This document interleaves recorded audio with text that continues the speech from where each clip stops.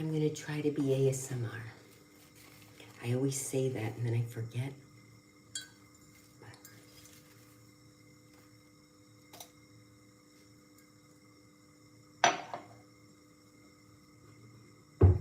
Hello, everybody. So I'm trying to be ASMR today. Oh, somebody already liked it. Hello, Desmond. I'm going to try to do ASMR. I'm going to do a live. I'm going to the planetarium later today. So hello there. Whoever's, I guess that's Desmond. Wow, you're up early because it's 7:30 here, which means it's 6:30 in parts of the US. I don't know where you are. And it's even earlier in California. California is like 5:30. So, but I'm gonna go get my coffee. Well, I'll take you with me so I don't leave you all alone. I have to wait for the water to boil. Well, here's my, drab little kitchen. So what are you doing up this morning? Good morning, little pig boy. Yes, I'm still in Argentina. Oh, there. I hope I didn't make you guys dizzy. Oh, it's rather warm. It's summer here, or almost. It's springtime here. I'm trying to keep my voice low. So I'm heating up some water. I just woke up. It's 5:30. I know it's so early, but I get up early too. I mean, this is late for me, 7:30, which is actually 6:30 in the US. I'm usually up. And yeah, I have been getting up earlier here because it's an hour later in the day. So, but I'm on US time. So I was gonna plan my day. I'm gonna go to the planetarium, but that opens at 11. So I could leave here around 10-ish. I'll still be early. It only takes a few minutes to get there on the bus. But, I'll walk. Maybe I'll buy a donut on the way. I don't have any. I have just some crackers here. I don't have any real breakfast. I actually ate one. Oh, I don't feel like having it now, though. I had half an orange left over from yesterday. So anyway, let me go over here because it's hot over there where it's... Oh, as long as I have this I have this cream, I'm going to put a little on my face. My skin is very dry. That's one thing. Argentina is dry. I mean, depending where you go, but Buenos Aires, Cordoba is so dry. It's in the mountainous area. In Miami, my skin is always moist and dewy. And as soon as I go to, other places, I feel it. It like gets parched.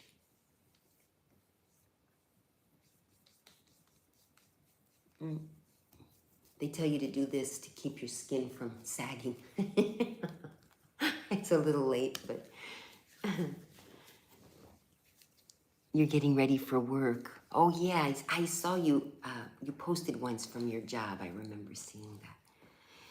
Yeah, I like the mornings getting up, when I used to work in the office, yeah, I like that I get up extra early, so that little period before work, where you're getting ready for work, but you're not quite rushing yet because you still have time. I like that part of the morning. If you're awake, when you don't feel like waking up, it's hard. Let me check the water's boiling yet.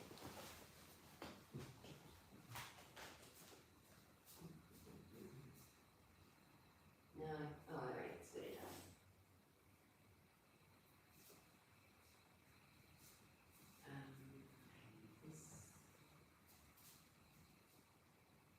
Yeah, that's good enough. Sorry, I'm right over here. I hate leaving you guys all alone. Okay, here I have the hot water. I'm pouring it into... Actually, it's like a tea bag, but it's coffee. It looks like tea, but it's coffee in a tea bag. It's really not very tasty, but it's all I have right now. So it's very weak flavor. But it's the cheaper. Things are I was surprised that the prices here, they're not expensive, but they're pricier than I'm accustomed to. So I've been kind of a cheapskate.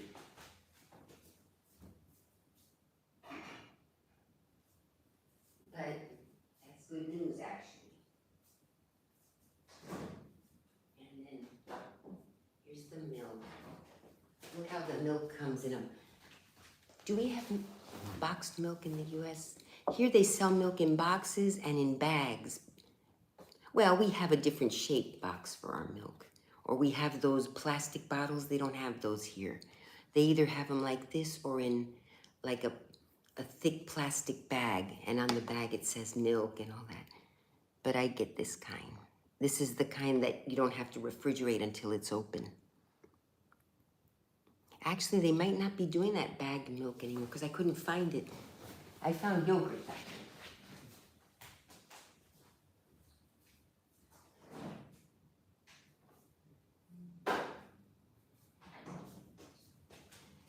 So yeah, I have to plan out my day because otherwise I'm just going to be, just like yesterday it was raining. I was in the apartment all day. I didn't do anything, which is fine for a day or two. But, you know, I'm here. I should be doing stuff. That's all I feel like, sitting around the house all day. I have to call the cleaning lady too. So, and are you getting ready for work also, little pig boy? Or do you go to school? What are you doing?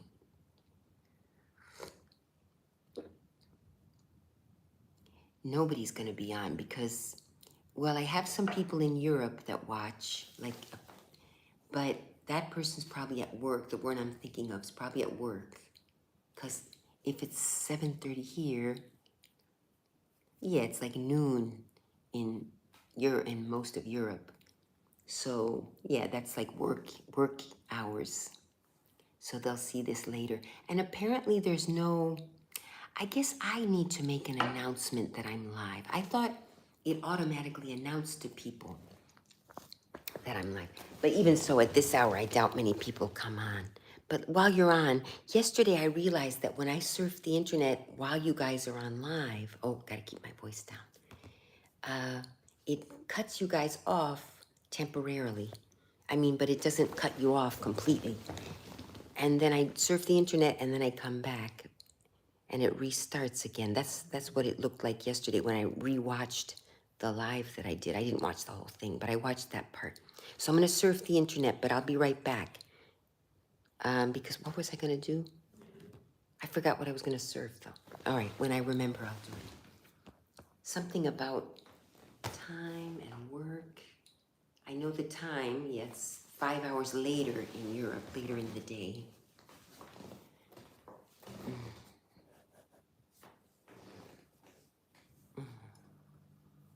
This is now too hot. I made it too hot. I don't know if this is ASMR.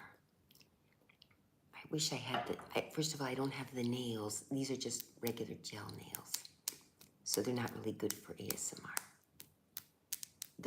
When I get the acrylic, when I get back, I'll get the acrylics.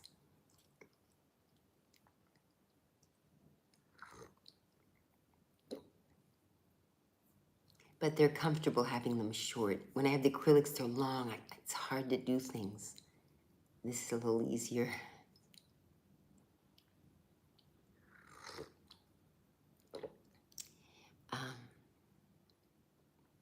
ASMR.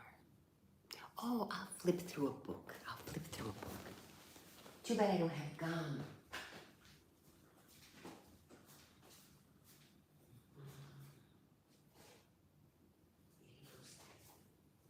Oh, this is about, look at that. My aunt read a lot of the stuff here is left over because my aunt lived here until she passed away. So she was pretty much, she leaned left. So here's a book about Che Guevara. This was a gift to her. There's a note in the front. El Rosarino, because he was from Rosario. By the way, I just learned this. Che Guevara was extremely anti-homosexual, extremely anti-gay. Just letting you know that, in case you're a fan. I mean, I'm not a fan and I'm not a not fan. I'm just like, he was a guy, you know, some call him a revolutionary. Some would call him a terrorist, you know. But I have no opinion. I don't know enough about him. I know he was Argentine. He's from Rosario, where my mother is from.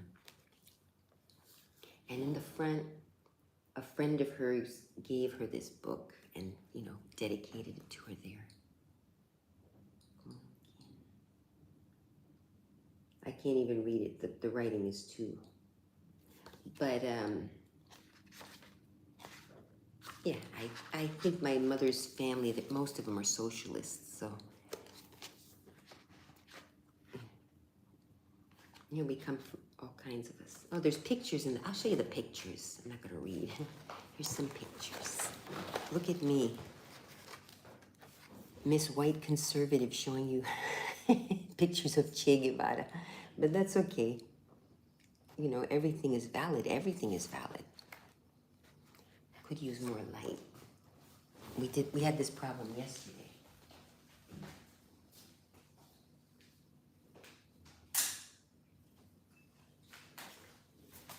Oops. It fell out. Oh. Oh, look what fell out.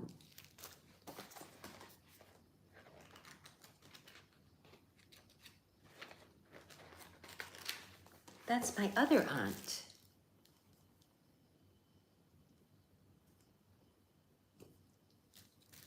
I'm gonna let them know. I guess they went out for her birthday and this was like a little napkin that they... Oh, I'm gonna find out if they want this. It fell out of this book. I bet you there's a lot of cool stuff in some of these books. Oh, look at that. If you're dyslexic, look, it comes with an audio. So if you don't want to read the book, you can listen to the book. It's on CD. I don't know if they have CD players anymore, but... Let's look at the pictures. So is anyone a fan of Che Guevara? You know, he liked Fidel Castro a lot. They were good friends, apparently. So here it says, El Guerrillero Heroico. See, this book is showing him as a hero. Others would say he was a terrorist. You know, he killed people. But revolutions entail a lot of killing sometimes. Hopefully we want peaceful revolutions. That's what we shoot for. But when you can't, that's what we shoot for a peaceful revolution. I didn't mean to make a pun. The Cuban ambassador, Aramis Fuente, then, yeah, a bunch of, here's a bunch of Cubans that came to Rosario. And with the family member of Che Guevara. Che Guevara, of course, was dead by this time. This is 2007. But I guess some family members of Che Guevara are in this picture. Down here. Here the author and some guy are in Cuba together. I mean, probably, you know, if I were into all this stuff, I would know who this man is, but I don't. Oh, this is probably the author of this book, and this is probably the Cuban. Yeah, I live in Miami, so I am exposed to a lot of conservative Cubans who escaped Cuba. So they don't like Che Guevara. So I know both sides of the... I mean, I know the sentiments on both sides, but I don't know enough about the history to be able to... But I know that I don't like socialism for the most part. My personal... except with exceptions, because there are reasons to have some things. Like, you know, obviously public services are social. That's socialism. We pay taxes to make sure that the garbage gets picked up and the police, you know, function properly. Hopefully they're functioning properly. That's if you stretch it, that's kind of socialism. Paying taxes to put into a pool for all, you know, that's a good thing, actually. That's a good thing. But when it gets too much, then, you know. Here's more pictures. Here's Che Guevara with Orlando Borrego on a volunteer day. I guess they were doing some volunteer work. Then here, well, I'll just find pictures of Che Guevara because I don't know. Oh, well, here's Fidel Castro. I'll just show you pictures of people I recognize. Maybe you all are more informed than I am. Here's Fidel Castro. And he says, El autor entrevista a Fidel Castro. The author is interviewing Fidel Castro in Havana in October 2001. October 8th. That was shortly after September 11th.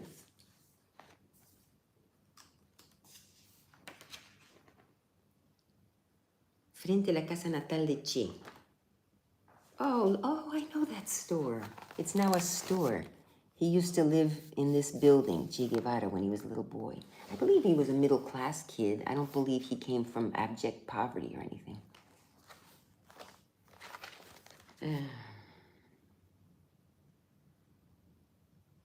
Oh, you can visit his name. You can, in Rosario, you can visit Che Guevara's childhood home. Just like when you go to Atlanta, you can visit Martin Luther King's childhood home. It's interesting to see. But yeah, certainly he was, he was middle class. I mean, it looks like a decent house.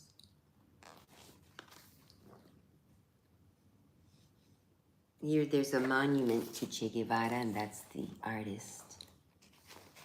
Good morning, Jalisa. I stumbled upon a book. I'm going to go to the planetarium. It opens at 11. But I was bored. I'm running out of things to do because it's not my first time here. So I'm not going to, I don't really, what do I do now? I've seen a lot of stuff. I've never been to the planetarium, so I'll do that. I could walk around, but it's, usually I might go to the park and sit for a couple of hours, walk around and sit. But it's kind of drab day and they say it's going to rain. So anyway, I thought I would just kill time. And so I went and grabbed a book at random. It happens to be a book about Che Guevara. So I was kind of joking because I'm a white conservative for the most part. I'm a white moderate. I'm in the middle. I don't know how long you've been watching me, Jalisa. But I lean right. Right. This is right. So I was kind of showing the irony of me showing a book about Che Guevara, But no, I'm cool with it. I'm not reading. I'm not a great reader, I'll be honest. I've never been very good at reading. I tire easily. I have trouble retaining. But there's an audiobook in the back. So it's a CD player. If I really, really wanted to know what's in this book, I could listen to the CD. That's good for dyslexic people who have trouble reading, but they want to, know what's in a book. They can get the audiobooks now. Oh, so here's an artist making a statue of Che Guevara. And this, if you just came in, this is Che Guevara's childhood home, which you can visit in Rosario. If you come to Argentina, we'll go there if you want. I've never known, I knew he was from Rosario. I didn't know you could visit his childhood home. And this picture, Aleida Guevara. I guess, I don't know if that's a sister or it must be his daughter. Aleida Guevara. Who is Aleida Guevara? Does someone want to Google that? I can Google it, but I only have my phone. I didn't bring my computer. So when I Google, I cut you guys off. But if someone feels like Googling, who is Aleida? It's spelled Aleida Guevara. I'm going to guess it's his daughter. So, she's probably always the one they go to whenever there's a Che Guevara event. I'm sure she's invited to everything. Over here, okay, Che Guevara and Emilio Aragones Navarro visited the socialist China. That was back in, they didn't put the date. But it was when Che Guevara was alive, so China must have still been red.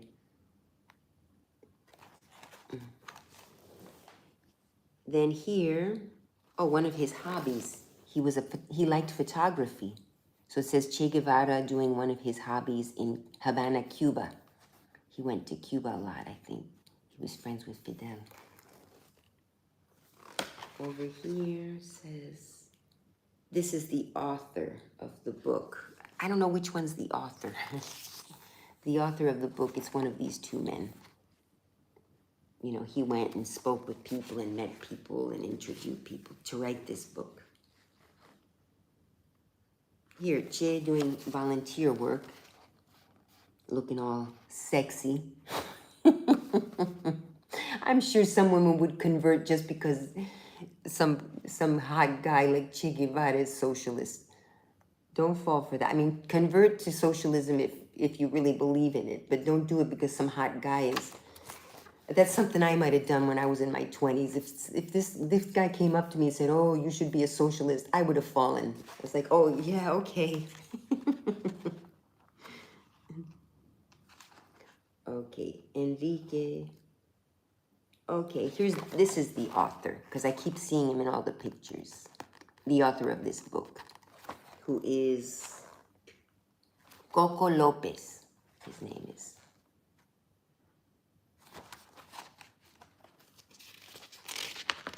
Then here we have Mirna Torres. I don't know who she is. She's probably some relation or some person that has an important... You know, I would have to read the whole book to know who these people are. But if any of you know anything, you can point it out. Mirna Torres with the author. He went to visit Cuba and met this woman. Oh, here's Aleida Guevara again. Oh, she's gained some weight in this picture. Hang on, let me see. Let me compare it to the previous. Oh no, she's a stout woman. Here, Aleida Guevara. I'm just gonna Google who she is. Aleida Guevara, because I believe he did have a daughter, Che Guevara. I'm probably gonna cut you guys off temporarily, but hold still. I'll be right back. I'm just gonna Google who is Aleida Guevara. I believe it's his daughter. But who is...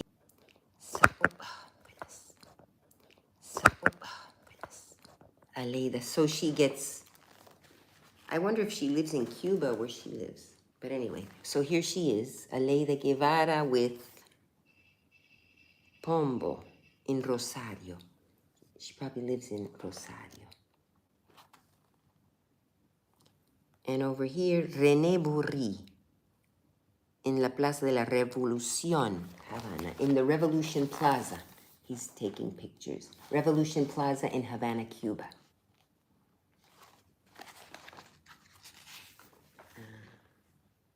René Bourri. You know, I don't know who these people are. I don't feel like Googling. But, you know, if you guys are interested. So here's, again, René Bourri in Havana.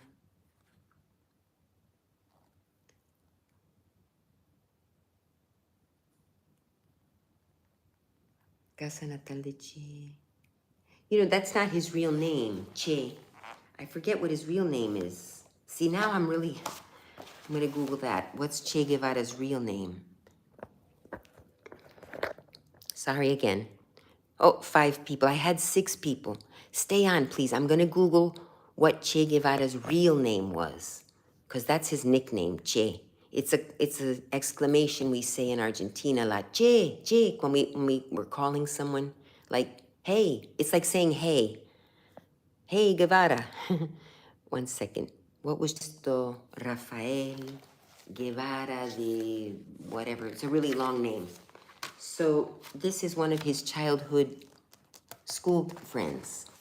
And he's pointing to a picture of himself with, he calls him Ernesto, but with Che Guevara when they were little. Let me see if you can, the picture's too small. You can't see Che Guevara. Then over here, Alberto Corda is in his studio in Havana with a picture of Che Guevara in the back. There's a lot of pictures. This is, okay, Entre Rios 480. So the Che Guevara's childhood home up here is on Entre Rios 480 Entre Rios Street in Rosario. And you can go in and visit. Yeah, decent upbringing, decent little home.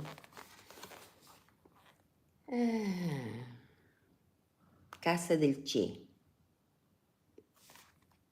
Yeah. Looks sort of like, Martin Luther King had a nice upbringing, nice home. I went to see his house in Atlanta. Just a middle class, humble middle class, not like upper, but respected middle class family, in the neighborhood. Same with Che Guevara. And sometimes that strong, not always, but sometimes, that strength, that the strength of having good roots, gives you that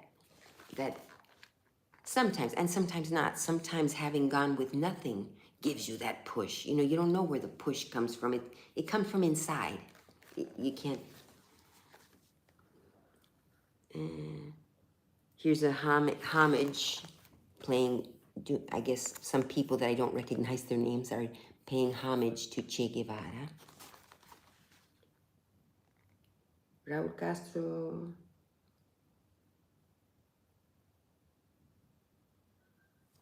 Okay, here when they were little boys, when he was a little baby, they're looking at a picture of him when he was just a tiny baby and making comments, I don't know, about his features and saying, oh, see, remember how he had this feature here and that feature there. Raúl Castro, that's Fidel Castro's brother, who I believe took over. Did Fidel Castro die? Of course he did. He has to have died, right? I should know this. See, this is how ignorant I am. Let me Google that. See, I got to Google everything. Did Fidel Castro die? If you guys know the answer, please answer me.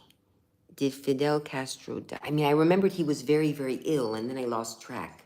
So he died in 2016, Fidel Castro.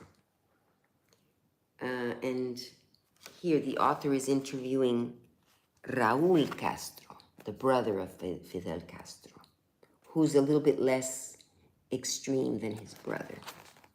I've heard him talk before. He's, seems more normal. Oh, here's the, again, Che Guevara's childhood home. You can visit it in Rosario, which I didn't know. See what happens when you open a book? I knew he was from Rosario. I didn't know you could visit his childhood home. But so we'll definitely go there if you guys come on, if you come on a tour over here with me or whatever. Or if you go on your own, be sure to go visit it.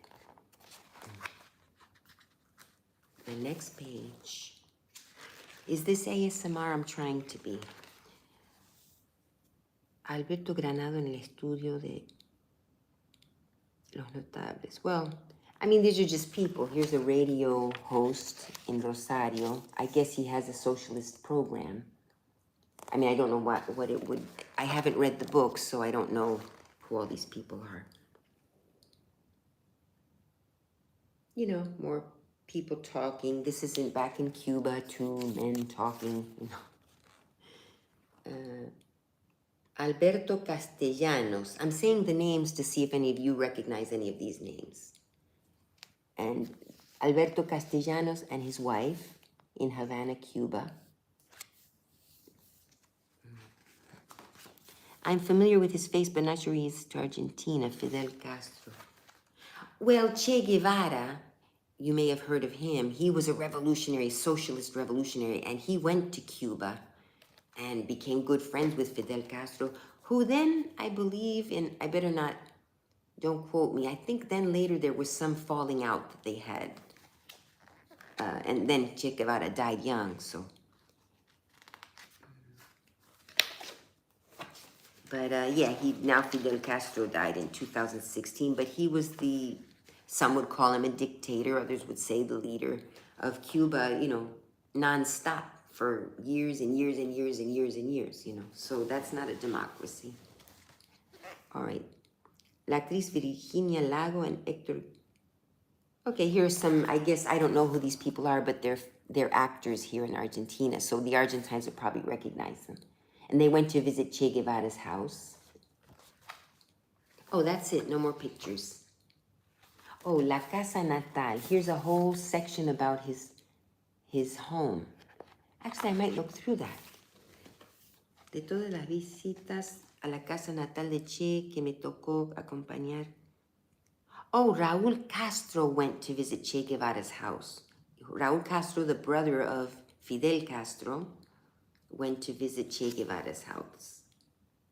Yeah, Fidel Castro, the leader of Cuba, the leader or the dictator, again, depends on what your political views are, ran Cuba for forever. How long? Okay, there we go again. How long did Fidel Castro reign Cuba? 6. Oh, now I only have 3, but I did have up to 6. If I ever get to 10, I'm going to have a celebrate. I'm going to pop a champagne. I've gotten to 10 on 2 separate, like I was on YouTube and on Twitch, and I've had the 2 separate, like then I've gotten to 10 people, but never on one platform, on a live that I recall. I mean, I'm not trying to get viewers, so, you know, I want people to just stumble in and say, oh, that's interesting, or, oh, this is, you know, I'll do that too. I'll flip through, oh, boring, boring, boring. And then I'll find one that's kind of interesting. So, you know what? I'm going to try to read. It's not very long. I'm not going to read it now because it's too long for reading right now. But I'm going to try to read just this part. Just the part about Casa Natal. Oh, look, it's a chapter. I'm going to read just the part. It's only this big, look. It's only this big about his childhood home. Just this part. Then the next chapter is Comunista era el Che. Yeah, he was a communist, very socialist. And he was fighting over here for socialism. I don't remember how he died. I guess he was... Que nada te separe de la ruta. Un abrazo, Che. Esta es la fuente que... Yeah, I mean, he was a revolutionary socialist that believed in his cause, and he did, you know, he fought for what he believed in. But unfortunately, men tend to get violent when they believe in a cause and then fight for it. So, you know, I like people more like Mohandas Gandhi, who he's also a revolutionary, but he did it through peace. Martin Luther King did it through peace, although there was some violence because of the pushback. But, you know, his message was always peace and love. That's how we will, and it got him a long way. It got Black people a long way in the United States. And then we also needed the Malcolm X-ish push a little too, because, you know, some respond to love, and then the love part overtakes the people who fear, you know. But then there are the people who hate just, and it's not out of fear. They just hate for whatever reason. I don't know. Tribal instincts cause them, you know, it's all in our nature, you know. We're imperfect, we're sinners, we're imperfect, so we do wars, but so then you needed a little bit of fear instilled, a little, just to say, look, back off. It wasn't, I don't think that Malcolm X wanted to start, I mean, he didn't want to start a war, a rape, but had we not backed down, the white people, I say white, I'm white, I wasn't even alive back then, but, you know, assuming it would happen today, you know, sometimes a little bit of fear brings about peace, because it's like, okay, look, we don't want a war here, let's let them have this, and just, you know what I mean? So it's important to have strong people who are willing to die for the cause as backup. The problem is oftentimes it's the other way around. They put the people willing to die for the cause up in front. And if it's necessary, that's when you put them up there. But hopefully you reach your goals in a cause through, you know, diplomacy and talking and showing love and all that stuff. And look at me being kind of, because I am being a little bit like, about it, because sometimes I get sick of it too, you know. I did. I eventually got sick of being polite to people and you know, But I'm going to get back on track. Now, I think a lot of people are very messed up because the election's coming and we need to calm down. Whoever wins, it's not the end of the world. I'm telling myself that every day. If Kamala Harris wins, it's not the end of the world. I think that people are talking now. We're understanding each other, the two sides, the left and the right. We realize that most of us just want to live and just, we don't want to cause, we just want to live and go to work and have our food on the table. Most of us don't want all this mess, but then we have some extreme factions on both sides.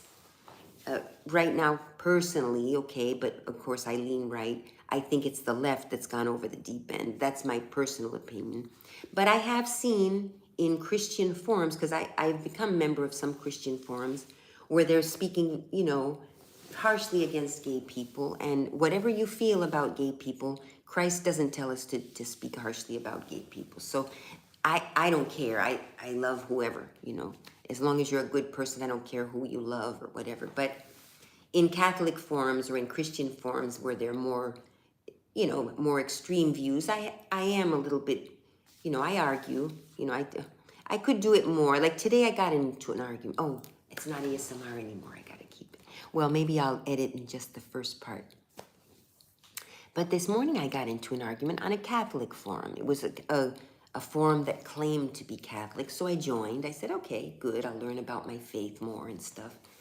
And they posted, I guess Toyota now, the company Toyota, has decided to no longer sponsor. It's not that they're banning, but they're no longer sponsoring diversity and equity stuff and inclusion stuff. And, they're kind of saying, we don't want to take sides. We just want to be Toyota, And on the one hand, maybe that's good. On the other hand, corporations do have a lot of strength. So it does help when a corporation endorses something. And so now they're just not going to do it anymore. It's not that they're saying gay people are bad or whatever, but they're no longer going to endorse it. So, maybe they feel and I do feel it's gotten a little out of hand, personally, myself, in spite of, we do need to protect the people who are oppressed and all that, but maybe it's gone a little too far with how we're treating people who we perceive as the oppressors. Because, I've been perceived as an oppressor for, and you just get sick of it. It's just like, look, I don't want any trouble. I just want to, but so that's where I flipped out one day. It was during COVID. I said, I'm sick of this crap. One friend of mine had blocked me because I had a dissenting opinion. I said, this is ridiculous. It was very painful. It was a friend from high school. And I didn't say anything bad. I just said I didn't agree with his position because I thought that blah, blah, blah, my own opinion. Anyway, he called me all kind of names and blocked me. And I just said, this isn't right. These people are brainwashed. I said, my friend was certainly brainwashed. Maybe not everybody, but my point is, so this morning I got into an argument on a forum because I was saying, look how you're treating, they were saying bad things about gay people.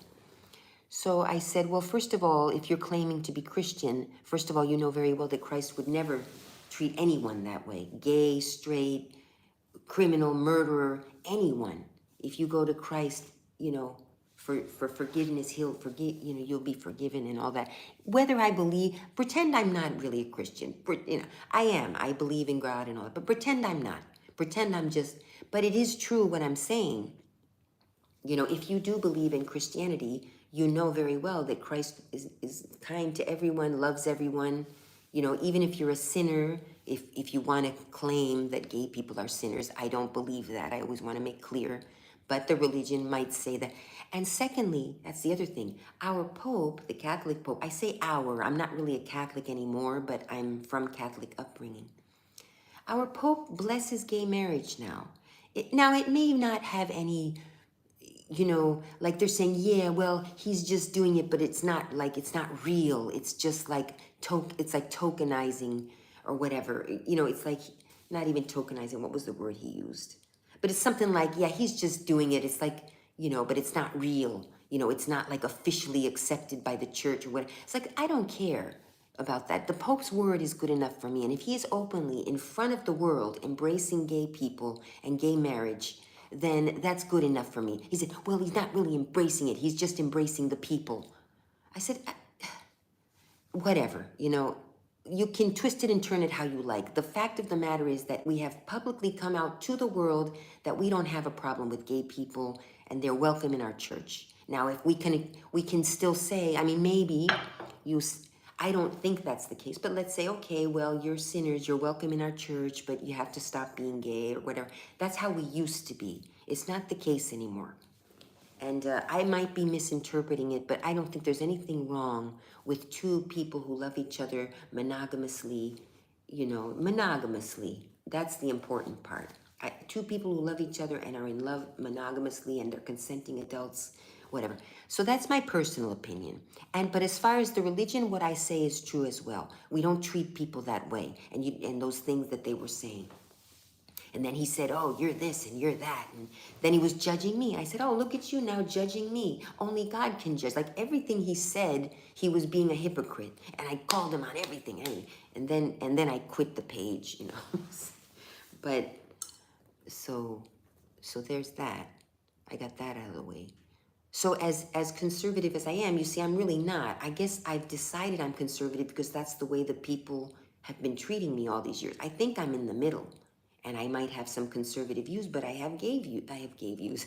I have liberal views like I do about the gay rights and, you know, so. Anyway.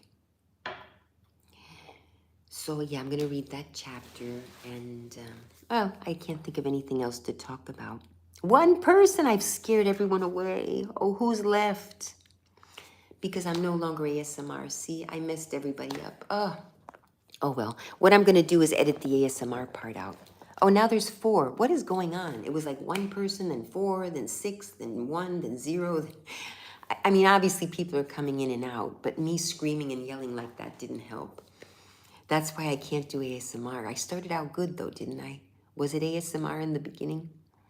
Because then what I'll do is I'll cut out that part, and then the part where I start going cuckoo and start yelling, I'll just edit that out. It says 6. Oh, see, I see 3. I can't follow it anymore. But yeah, I did have 6 at one point. Right this very second, it says 3. But maybe it keeps switching because people are coming in and out. Well, let me get another book. Let me put this one back. I should take a picture of this and send it to my aunt, so see if she wants it.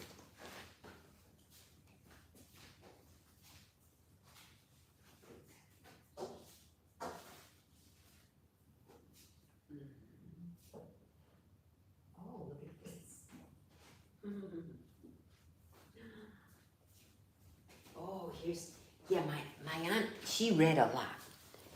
This one says, The Dictators of the 20th Century. I wonder who made the list. Los Dictadores del Siglo XX. The Dictators of the 20th Century by Arthur Comte. Look at that. It cost $6.90 Australes. Australes were used in the late 80s. Then they completely lost their value because of the economy, and they became garbage. You know, people were throwing them out afterward. 6 Australes, oh my gosh, that's like nothing. It's worthless. It's worthless. The book is worth something now, but okay, let's see. Okay, I'm gonna read, look at that, here's interesting. Here is some little blurbs. So the first one says, first I'll read it in Spanish and then I'll see if I can translate it. So, veneno del poder que debilita al despota y el pueblo embrutecido se complace en el látigo.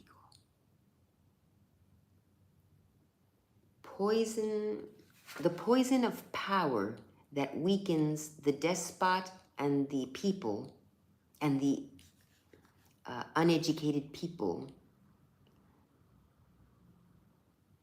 becomes complacent with the whip. Yeah, that makes sense. That's Charles Baudelaire who wrote that.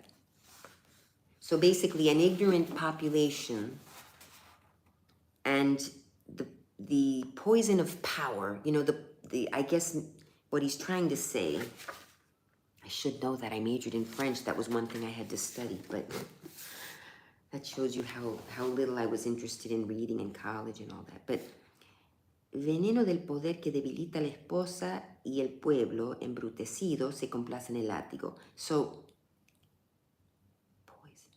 The poison of power that weakens the despot. What is a despot?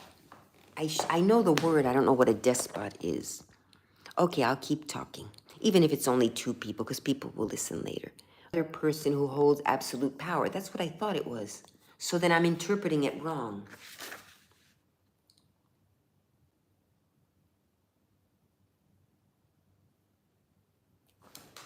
Veneno del poder que debilita al déspota, y el pueblo embrutecido se complace en el látigo. I'm going to have to read it in English. I keep on doing that. I keep on having to search on the phone. I apologize. I'm going to say Charles Baudelaire. I think he was a writer philosopher in French. Let's see. Who is irritated.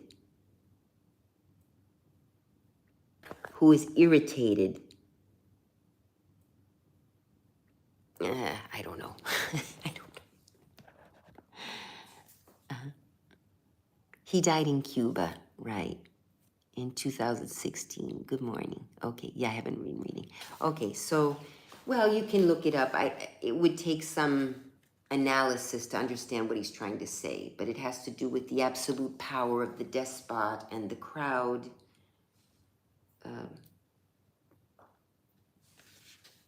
Se complace en el látigo. And of course, it's translated from French. I should see the original French version, the original French quote, and see if I could translate. I mean, I'm not bad at simple French. I can translate and stuff, but. Then the next one is by Gabriel D'Annunzio. And I'm going to read it. It says, Y te diré, oh mundo, ya eres mío. Te recogeré como un fruto para aplacar mi sed. So Gabriel D'Annunzio says, so I don't know what this has to do with dictators. El que roba un país se convierte en príncipe. Proverbio chino. Okay, here's a Chinese proverb. What's a buey? Oh, I gotta Google again. All right, this is the last thing I'm gonna Google, because I think, don't I cut you guys off every time I have to Google something? I have to Google what the word buey is in Spanish. A buey, B-U-E-Y, means ox, O-X. So, he who steals an ox is punished. He who robs a country becomes a prince. That's an old Chinese proverb. It's this last one. I'm going to skip this one. It's too hard. So I'll read the table of contents. Chapter 8, Los Ucranios, the Ukrainians. History, the first one, history in a word. Chapter 2, the century of the dictators. Chapter 3, the whole gamut. The whole gamut, like all the dictators. 4, El Duce, chapter 4. They're going to say who they're talking about. Then you've got the Führer, which of course was Hitler. Here's chapter 4, Toda la Gama. It's just too hard to read this whole thing. Even in English, I wouldn't have read it, but.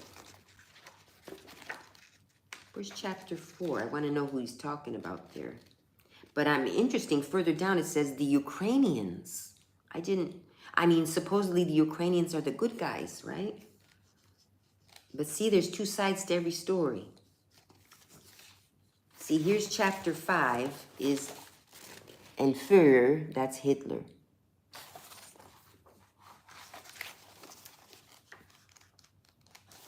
Four, who are they talking about here? El Duce, militante, he's a socialist militant from Romania. What's his name, though?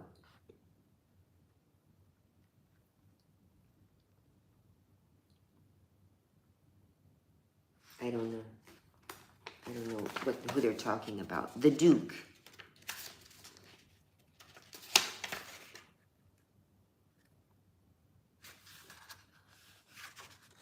El Duque de Fascismo, the Duke of Fascism. Estamos en Roma. Se grita. Sobre todo Giovinezza. Giovinezza. Is that his name? Pero súbitamente, como por arte de magia, se produce un inmenso silencio. Yeah, Giovinezza. I have never heard of that person. I'm going to look up that name. Giovinezza, the Duke of Fascism. It's hard to pronounce it. Wait a minute. Giovinezza. I'm going to Google it. Giovinezza. I only have one viewer. State of revolution. I guess they mean they're calling out revolution, revolution. But I can't find the name of the dictators, so there's that. Well, I'll leave it. I'm not going to go through them. So El Führer obviously is Hitler. Lenin and Stalin. The Ukrainians. I'm going to look at chapter 8. Yeah, but to understand, like by reading one chapter, it's not going to help me unless I read the other chapters and see how they're all linked, you know. So chapter 8 is the Ukrainians. Here, see here, chapter 8. Los Ucranios.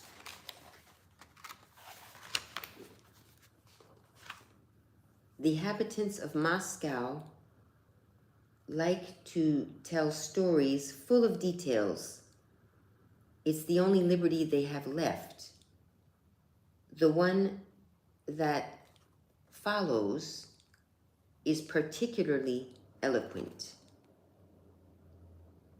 One day at the Moscow station, you find Stalin, Khrushchev, and Brezhnev. They're all leaders of Russia from different time periods. I don't believe they actually knew each other. At least Stalin didn't meet Brezhnev, I don't think. Maybe. Stalin, Khrushchev, and Brezhnev were about to board a train. It's a joke. That was going to take them to Crimea or Caucasia. Even though the hour... Aunque la hora haya pasado hace tiempo, el tren sigue sin... Even though it was very late, the train continued not to depart the station. And the three men became irritated because of the delay. Okay, so it sounds like it's going to be a joke, like three men walk into a bar joke. So we have Stalin, Khrushchev, and Brezhnev. They're waiting for this train to depart, and they're getting irritated because it's not leaving. Stalin is the first one to react. With a strong look, bigotes, with his, mustache, pointy. Se apea del tren y a paso de ataque se dirige hacia la locomotora. Cuando vuelve después de un rato anuncia. Oh, he, I guess, gets off the train y a paso de ataque se dirige. A paso de ataque, I'm not sure what it means, but somehow he got off the train and he attacked the train. I'm probably not translating it right, but when he comes back after a while, he says, I had the manager of the train fired. The guy who runs the train, I had him, no, not fired, shot. And his two helpers. Okay, so Stalin gets angry, he jumps off the train, he gets all angry, he gets back on the train, he said, okay, I had the engineer and the two helpers of the train shot. They're gone. Okay, so that's Stalin. El ejemplo tendría que servir.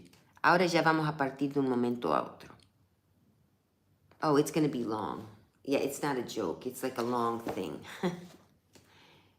The train continues... No, the train continues to stay still.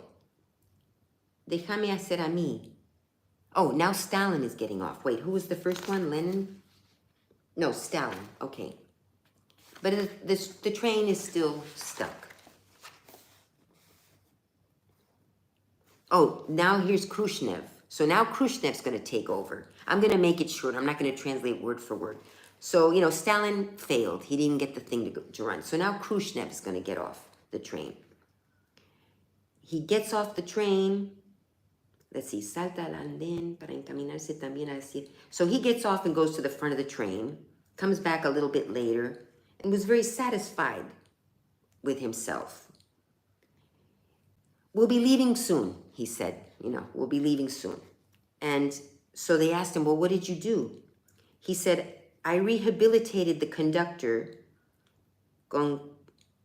as a posthumous character.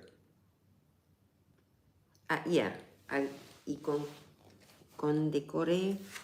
Oh, okay. So I gave him a posthumous award. Okay.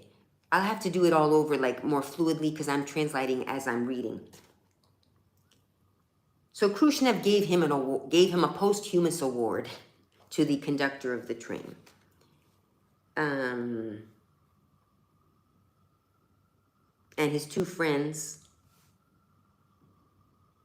El resultado no puede ser... And the result can be no better. The train tendrá que echar a andar en...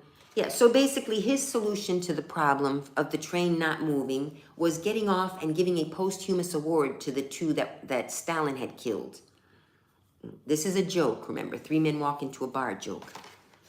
But for like higher level intellectuals, because I don't know anything about any of these dictators, so but okay. But this train still was stuck. The train was still not moving. So Brezhnev gets up. And let's see. Brezhnev se levanta con toda calma. And he comes up, Brezhnev gets up very calmly, without a word, moves the curtains and the window of the wagon, turns on the light, and sits down again and says, Camaradas, hagamos de cuenta que el tren está. Comrades, let's pretend the train is moving. So that's the end of it. That's the end of it. And then they go on to say, see, this is exactly the example what's happening in a dictatorship. Very inhuman. It's a tragic comedy. It's getting too intellectual for me. So basically, you had the 3 dictators. Does anyone want me to... So this, and we were talking about Ukrainians here. So... it goes on to more detail, which I'll try to read. I'm a very slow reader, and especially this is in Spanish, which I'm then going to have to... I don't necessarily always think in Spanish. Like, when I'm here, I start thinking in Spanish. But when I'm in the U.S., I think in the United States, in America, English. Anyway, so the 3 dictators had various solutions to the problem, and neither one came up with the solution. So then somehow the Ukrainians get pulled into it, because those were 3 Russian guys. All right. So there's 2 people. Anyway, I guess that's all for today. What time? 8:30. I want to get to the planetarium. It opens at 11. I might go earlier. I get free into the Japanese garden, or at least I did. the other day, they had some special where if you have a residency, which I do, I have a residency card here, or you a resident or citizen, you could get in free to the Japanese garden. So I got in free there, so that was nice. So if I get to the planetarium too early, the Japanese garden is right nearby. So I'll hang out if I can get in there for free. Maybe I'll buy food for the fish. You can buy food for the koi. Have you been to that No, I've never been to that planetarium. I've been to a planetarium in my lifetime. But, so yesterday I was like, I'm not going to go. I've been to planetariums before, but I've never been to that one. And I was reading about it, and they say that architecturally, I have an architect who follows me on this channel. And he was thinking of, it would be cool to do an architectural tour of Argentina. So as I was reading this morning about the planetarium, they say that the architecture of that planetarium is amazing. And so it's worth seeing, I guess. And it's right by and so if I were going to do a tour, let's say, I already know that part of town, you have the various museums, you have the Bell Arts, the beautiful arts museum, the art museum, you have the decoration museum, you have the Japanese garden, and you have the planetarium, all in that general area. So that could be a day spent just there, museum hopping. And they open at different hours. So the Japanese garden opens at 10, the planetarium at 11, the Museum of Decor, of Decoration, or I don't know I didn't translate it right.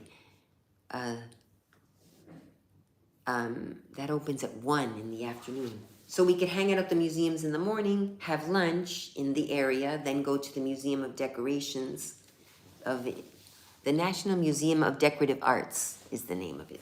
I gotta get the names right. See that. Then that's like the whole morning and early part of the afternoon already. Then go back, rest a little, freshen up, get a dinner tango show. Maybe have some free time, because the other thing, I was on an organized tour before, and sometimes you just too much.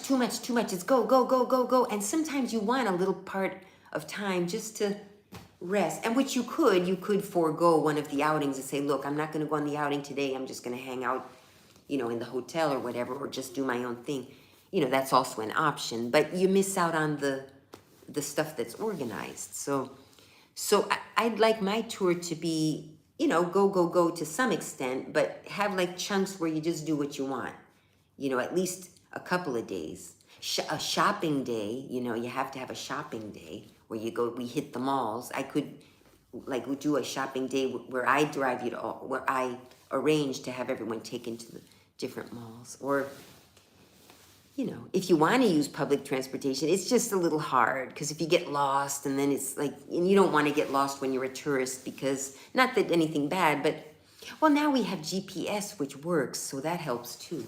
But also, there's the danger if you have to use the GPS on the street and maybe you're not in the best neighborhood because you got lost. You got your phone right there. Somebody's going to rip it out of your hand. So that's why even with GPS, you can't really... I wouldn't be comfortable letting people who have never been here before just kind of wander off without me, or at least without me telling them, look, stay in this area, or whatever. Use your bags across you, because they'll come by and rip it from you. That's in any country, not just Argentina. But no, I'd like to go to that planetarium today. I wasn't going to, but it's gonna. Actually, maybe the sun's coming out. Oh, it looks like the sun might be coming out. Even so. What was that? I thought it was I'll get another book. Yeah, I am going to do the blog. And then, see, by visiting all these places, I can get my own little sense of what they are. And my own respect. I mean, you can see a lot of stuff on Google reviews. That helps too. I mean, all this stuff, when I was traveling around, I backpacked through Europe when I was a junior year abroad. We had to use maps and figure it out and ask people. And, it was very do-it-yourself. Sometimes you just wouldn't find the place, or you had to meet someone and If they didn't, you couldn't find them, you just couldn't find them. You couldn't call anyone.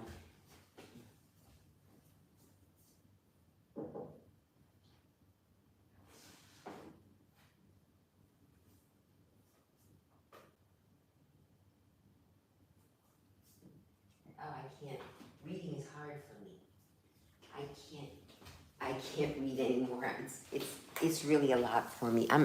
I think I may be slightly dyslexic because I can read short things, but I have trouble when it starts getting long. It's like, oh, and I start to mix up the words, and not short things. I could read like a short 2-3 pages, but even like by the 3rd page, I'm like, what? Oh, what's that? What's that word? Wait, what's that mean? What did they say before? You know, I just get all.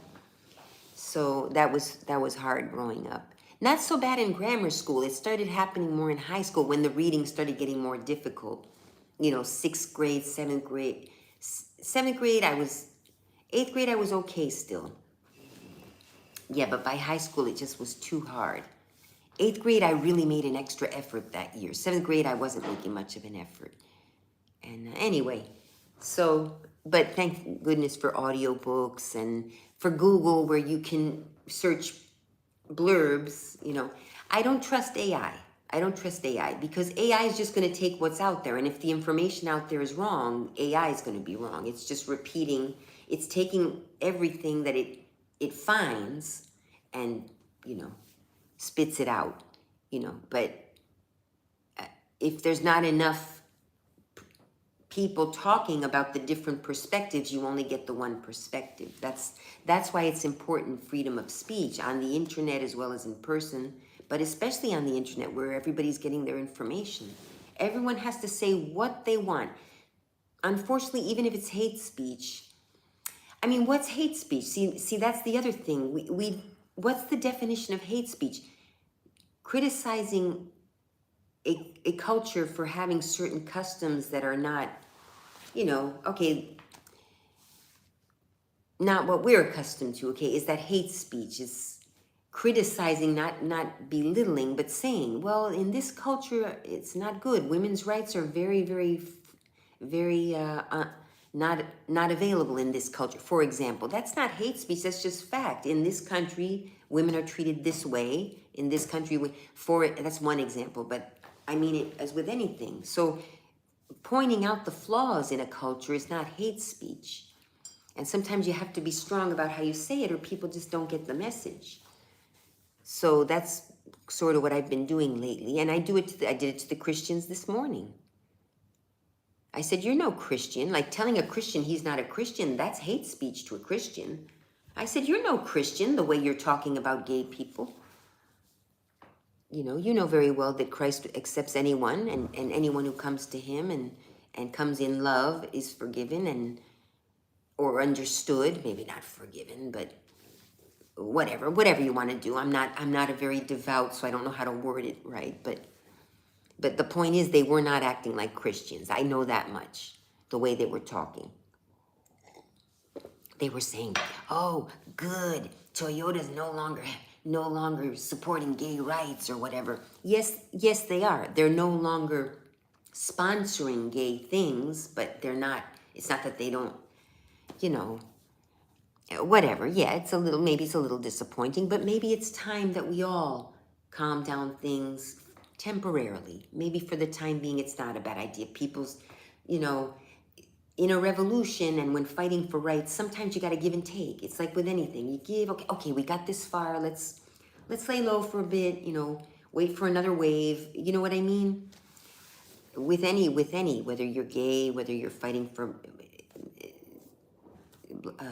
African-American rights, which we've come a long way for sure, and then misinformation can get people riled up, you know, which has been happening, again, from both sides, getting people riled up and becoming violent. And no matter what you say, when it escalates to violence, it then escalates to civil war. That's the next step. There's, you know, so you either back off and realize that we've got to start talking, the two sides, or just have an all-out war and figure it out, you know. And in a war, I'm sorry, I'm not being whatever, but the Democrats would lose, the left would lose, because for many reasons, which I won't get into, but they're not prepared for war like the conservatives are.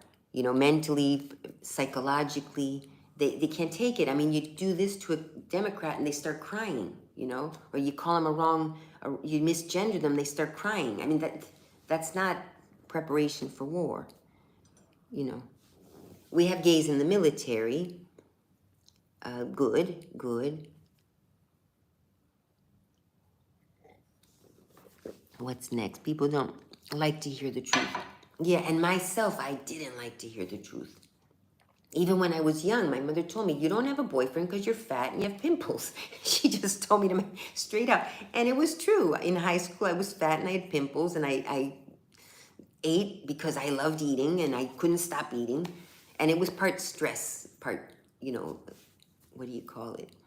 Or, you know, and sure, in high school, granted, later in life, maybe you meet someone. And actually, I did have boys that liked me in high school, but they were the geeks, of course, you know. So, and as geeky as I was, because I was a bad student, fat, pimples, gawky, you know, I couldn't, you know, I didn't know how to act around the popular kids. You know, I had friends, at least, you know, I had my friends that were, you know, kind of like me, good, but they were all good students. That's the weird thing, because I didn't really fit in with any crowd, but the good students were the geeks, and they accepted me.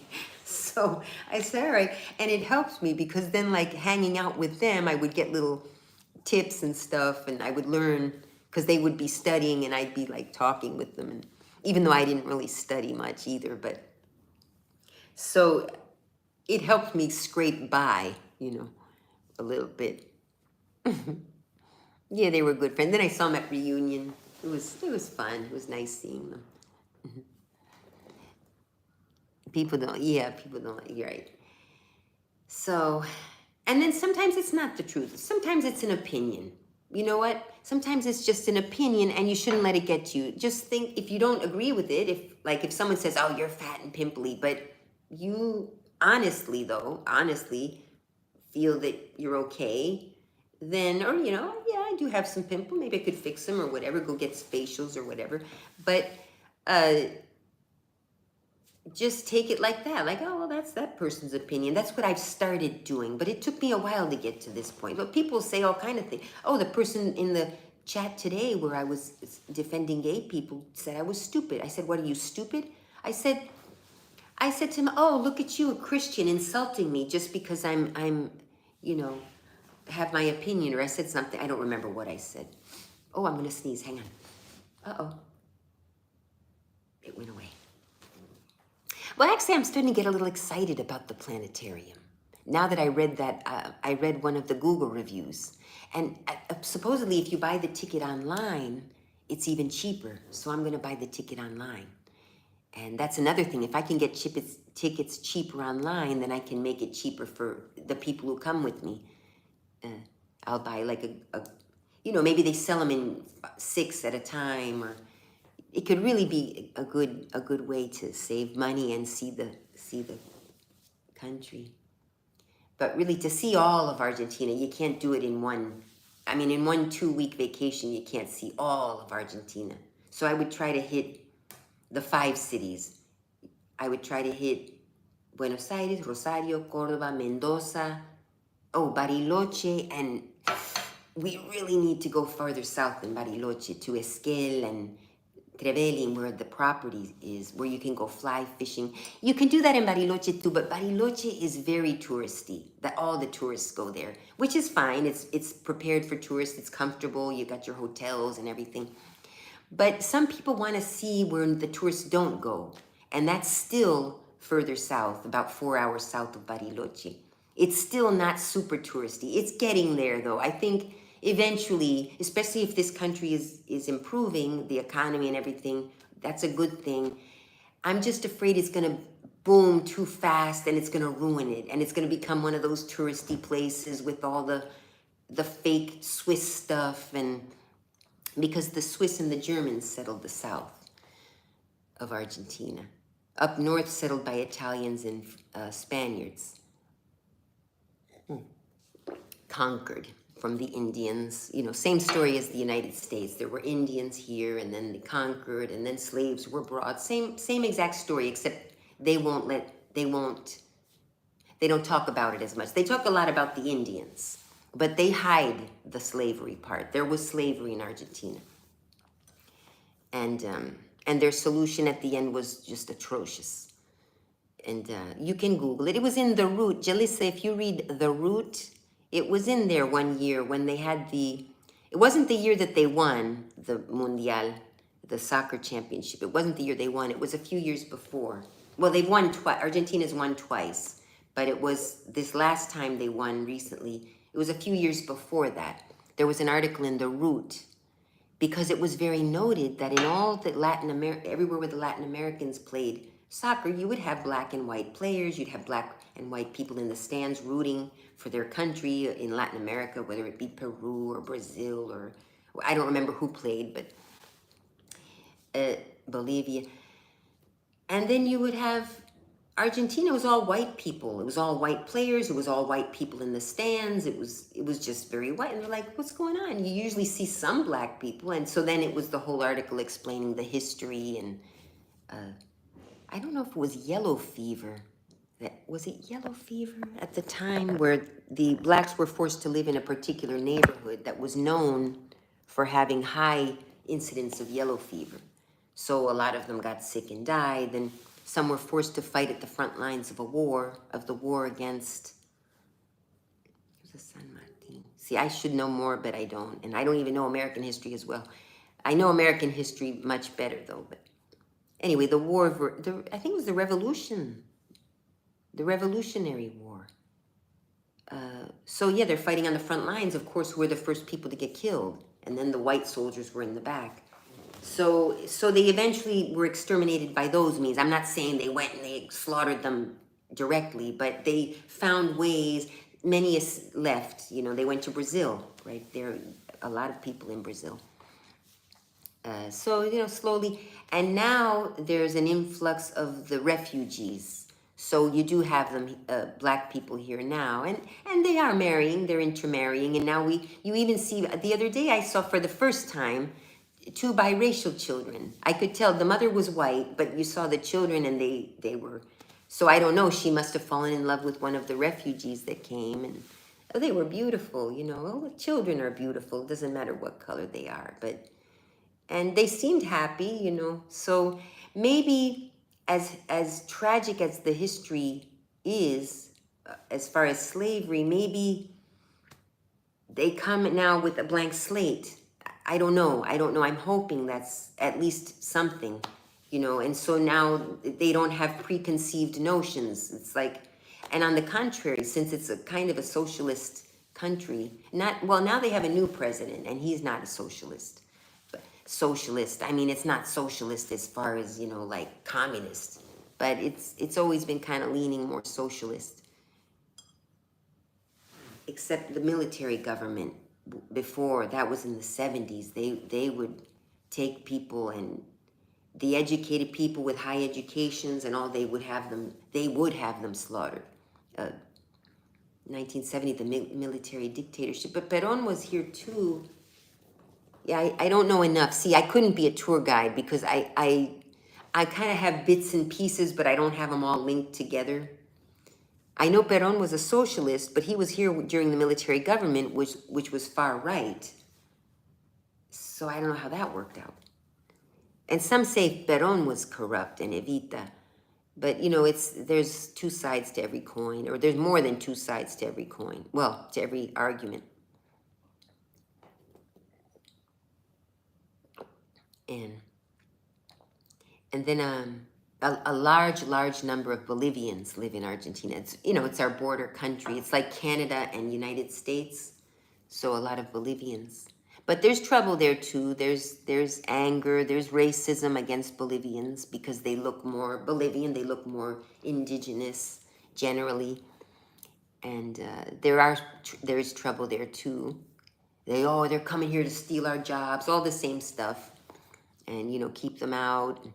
But they have a very strong population here, so I don't think they're going anywhere. They've got their safety net, and And so I stumbled upon the parade the other day. I didn't know what it was. I was just kind of walking around. And I saw, this cool parade. I didn't know what it was. I looked it up later. I couldn't figure it out. I knew it was some cultural thing because I could tell they all looked similar to each other as far as race. They were all the same race. I didn't see any white people there. And then there were a couple of black people. They were vendors. But that's all. And it was all, as it turns out, all Bolivian or people of Bolivian descent in the parade, and all the viewers too, which that's unfortunate because it would have been a wonderful cultural exchange if more Argentines went, or more people many of them were Argentines, but of Bolivian descent. But if more, of the rest of us went, it would have been a nice cultural exchange, more black people, more. See, it's like anything. The cultures kind of stick in their own groups.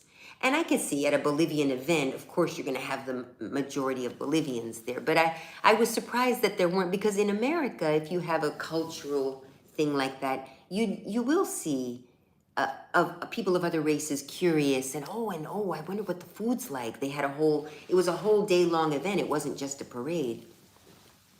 And who knows? I only went to the parade. Maybe there were people at the other things, like the things that they had throughout the day and the foods and all that. Maybe they did.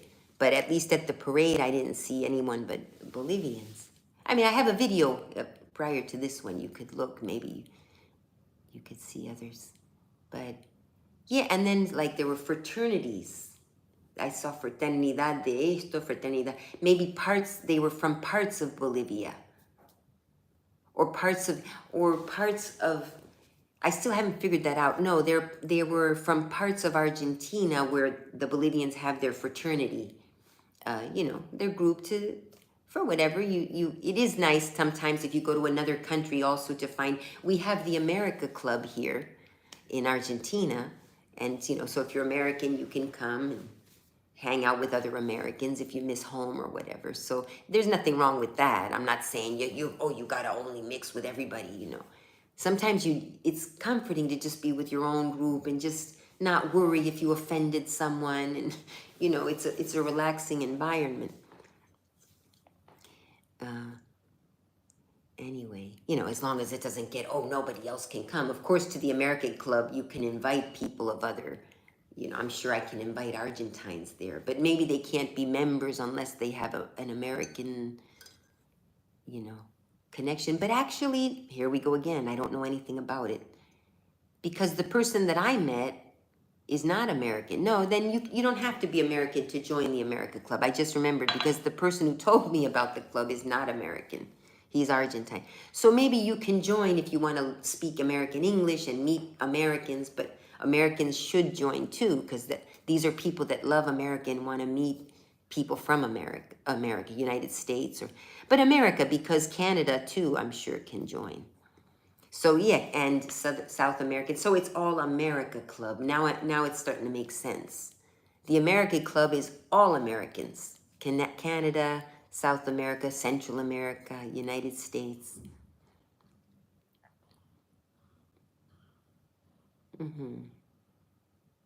Yeah, but see, this is my experience. Everyone has their different experience, but I've never heard someone say I had a horrible time in Argentina.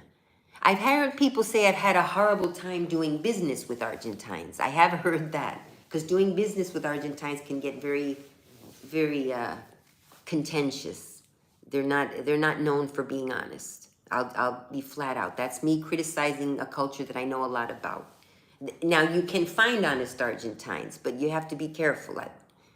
They'll look real sweet, and that's the problem. They're real nice. They're wonderful people. They're nice. They're polite. They're fun. They're everything. So I don't have, I don't hear people complaining about how Argentines are, except when they've tried to do business with them.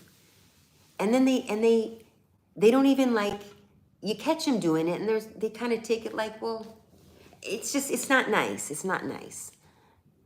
So just be careful, sign on the dotted lines, cross the T's and the I's, make sure, then you'll be fine if you do things the right way. But, sometimes in business, to get things done quicker, you'll let some of that paperwork slide. And don't do that if you're doing business with an Argentine. Get everything. But then, then they make you feel bad. Oh, come on, don't you trust me? That whole thing. And you gotta be a shrewd businessman if you're gonna do business with an Argentine. You can't be just kind of expecting that the government is gonna protect you. Like in the United States, if there are shrewd business practices, you could take him to court here too, but just, get it on the dotted line. Go to bigger company. Unless you're trying to start a business like I was trying with my stepson, who I trust, but I don't trust that he's mature enough yet to take on, he's 30, so he's not that young either, but he might be like me, where we want to start a business, but we're not really meant to have our own business. We like the idea of having a successful business, but we don't have that, what it takes to just dedicate, 24-hour days or whatever, 18-hour work days, 10 days, 10 days a week. Listen to me. You got to be willing to, like now, going to the South, it would have probably been a good idea to go down there and do something. And I probably could have gotten something done. But I'm like, oh, I'm going to go all the way down there. I got to rent a car. I was worrying about the financial part, which, it's part of it. I would be spending a lot of money to go down there just to activate the electric and the water on the property. To have no one there, because that's the thing. What changed was my stepson. I didn't want, that's why I feel bad giving out all this information of who's and what's and everything. But no, but I understand. He was going to go down there with nothing. Nothing. They say, boom, here's a property you're allowed to live on. Have at it. That was basically the deal I was giving him. I'm not going to charge you rent or anything. Just here, see what you can do with this property. If you can get something going with tourism, he could. I told him, why don't you rent out some plots for the summer? Let people who are backpacking rent a little. Spend the night and charge them a couple bucks. For the night. Maybe get them some meals and. But he would have to actually move and shake. And I think he was hoping that I would put him in a little house, do the advertising, pay him to sit there in the house and receive I'm not going to do that. He put in the work, That's what I want to do, sit here and let someone else do the work. To have him sitting in there while I'm doing all the work, I may as well just not do it, And so that's what he understood and what I understood. I also understand being plopped in the middle of nowhere with no money and saying, okay, good luck, So we were both not, I'm going to have to do it myself. So that trip in March is the plan. But, I could save money if I could get other people to go with me, if I could organize a tour and then make a little quick side trip after the tour's over or whatever. Or maybe when we're down there, when I take you all to Bariloche, or I say you all, whoever may be coming, and take you down south and then make my quick side trip to do what I have to do. It's not difficult and it's not expensive to do that little thing that I want to do. What the expense is going down there now and being there and paying. I'd have to pay a hotel because the property is not livable really. Sure, if I were a true mover and shaker, I'd pitch a tent. It's summertime, it's spring, it's warm enough. If it's a little cold, I have a blanket and live in a tent and do what I have to do, So and if I were 25, I might.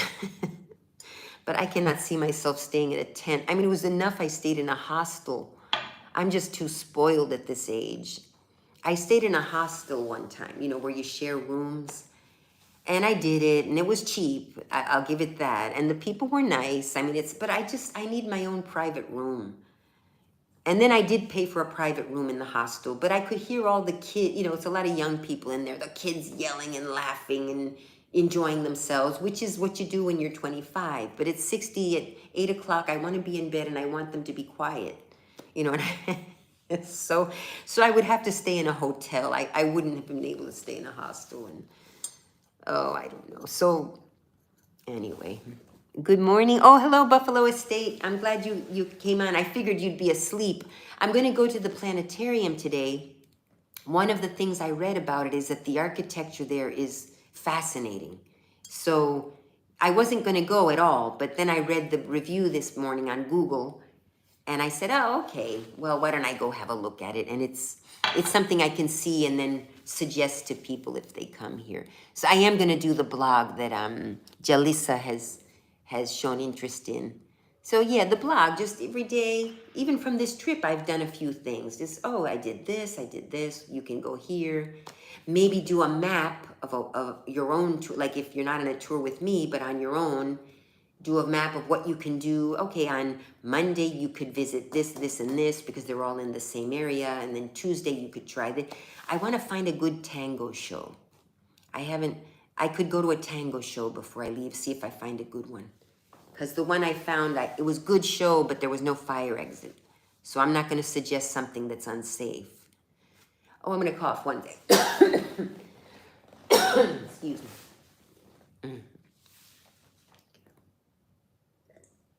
But you can watch this in Reboot.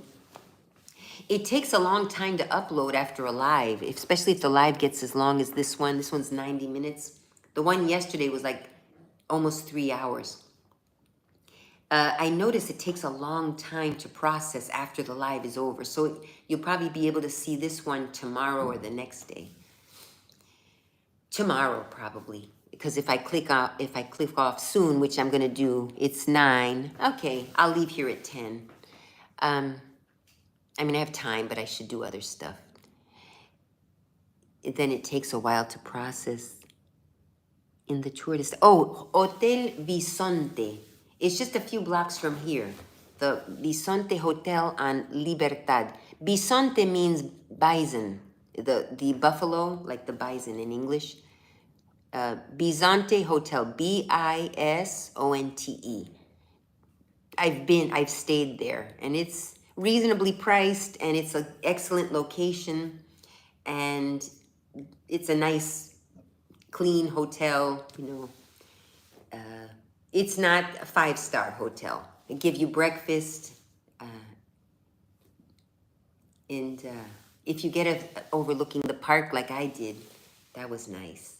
So I look out the window, I could see the whole, the park I forget the name of the park, but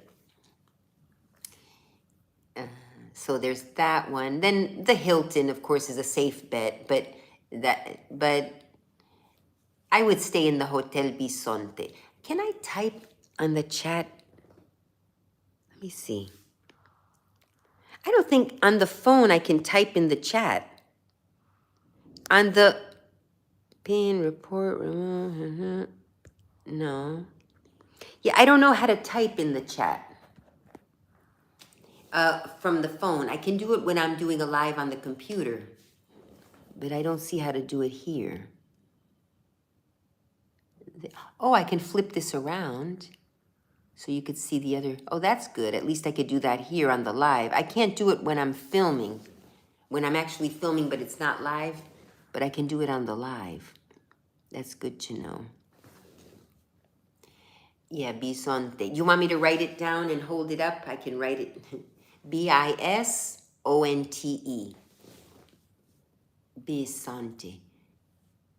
And there's a big buffalo at the front desk, like a buffalo emblem on the front desk at the bottom.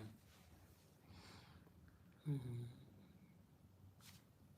Should I get another coffee? It's very weak. I might buy a real coffee when I leave here. And my brother, he's here, but he's in Cordoba. He went to visit family. I've already done that, so I really haven't done much on this trip. I thought I was going to get more done, but it's cheaper to hang out here and just take the plane back than switch the plane ticket, so. I hate when the top of my head is that better? All right. Oh, well, I guess everyone's up. Somebody's doing some construction now. It's 9 something. It's 9 here. All right. Bisonte, right, exactly. Yeah, you can go, and be careful because there are 2. You want the one that's on Calle Libertad, Liberty Street, Libertad. That's the one you want. or the one that I'm talking about, because there's another one somewhere else, which is probably nice too, but, or anywhere in Palermo is the fancy part of town, the really fancy part of town. But no, this part of town is nice too. It's a safe, you know, there's upper middle class to some people in this area are well off, but generally upper middle class kind of feel. But you have homeless people, and like as anywhere, you have poor people. You see people digging, like regular people. That's why I can tell the economy's changing, but it's still really bad for the people here. So tourists help, you know, and I help the people on the street that are selling things, like if they're selling fruit, or look what I bought the other day.